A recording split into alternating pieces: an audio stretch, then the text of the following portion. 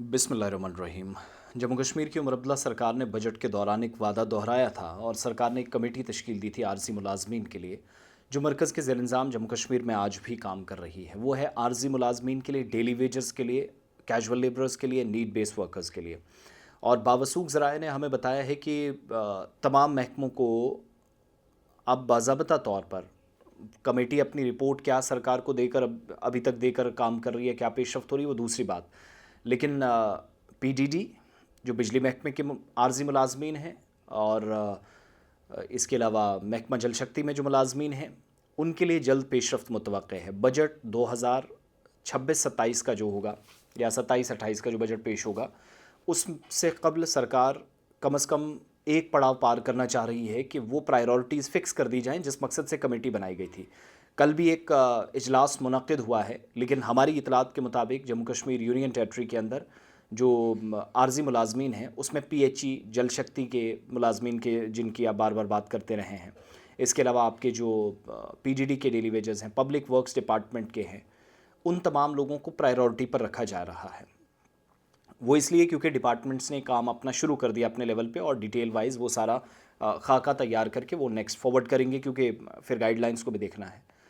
अब दूसरी तरफ अर्बन लोकल बॉडीज़ के अंदर जो लोग काम कर रहे हैं, रिसोर्सिंग वो जो आउटसोर्सिंग वाला मसला वो अपना अलग है, जिसमें कैंपस स्कीम को सरकार ख़त्म करके दूसरा प्रोसेस शुरू कर रही है, जो अपने आप में नाइंसाफ़ी है। लेकिन बिजली और जो अपने जल शक्ति में काम करने वाले लोग हैं, अल्लाह करे कि इस साल नहीं तो अगले साल से ही बजट में कोई ख़बर अच्छी आए, लेकिन इनके लिए विद इन डिपार्टमेंट जो हमारे ज़राए बता रहे हैं कि काम शुरू हुआ है।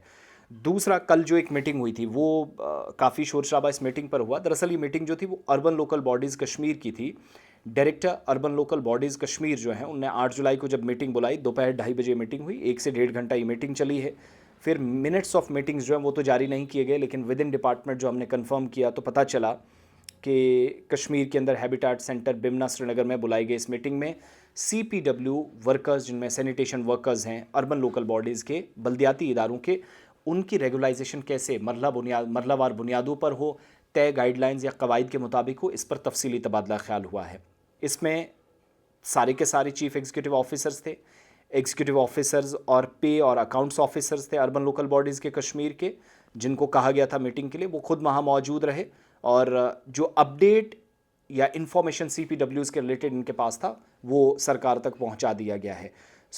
ये मीटिंग भी मुकम्मल हुई है, उधर महकमों ने अपना काम शुरू किया है और साथ साथ नई भर्तियों का आगाज़ भी कुछ एक जगहों पर हुआ है, जिस पर सवाल भी है कि ये आउटसोर्सिंग और ये सब है। बहरहाल कैंपस स्कीम ख़त्म ही हो जाएगी जब सरकार उस पर काम कर रही है, वो तो एक चीज़ है, लेकिन ये चीज़ बिल्कुल मत भूलिएगा जो बाकायदा लिस्ट तैयार की जा रही है। अब प्रायोरिटी जो हमारी जानकारी है उसमें 7 साल से 10 साल जिनकी सर्विसेज हैं उनको पार्ट 1 में या पहले मरले में सरकार शामिल कर सकती है। अब इस पर हतमी फैसला या सरकार की तरफ से कोई बयान तो नहीं आया है, लेकिन कमेटी ने अपनी रिपोर्ट सरकार को सौंप दी है। उसके बाद ये हलचल आपको डिपार्टमेंट्स में दिखना शुरू हुई है। एक नतीजा इसका ये कि उमर अब्दुल्ला साहब की गवर्नमेंट ने रात को एक फ़ैसला लिया, वो था AAY के जो स्टूडेंट्स हैं उनकी तालीम जो है या फ़ीस मुफ्त वो जो माफ़ करने का ऐलान किया, तो वो भी एक राहत वाला फ़ैसला था। और इसके बाद नेक्स्ट फेज़ जो है, जिसमें deputy chief minister already confirm कर चुके हैं, जिनसे हमारी ज़ाती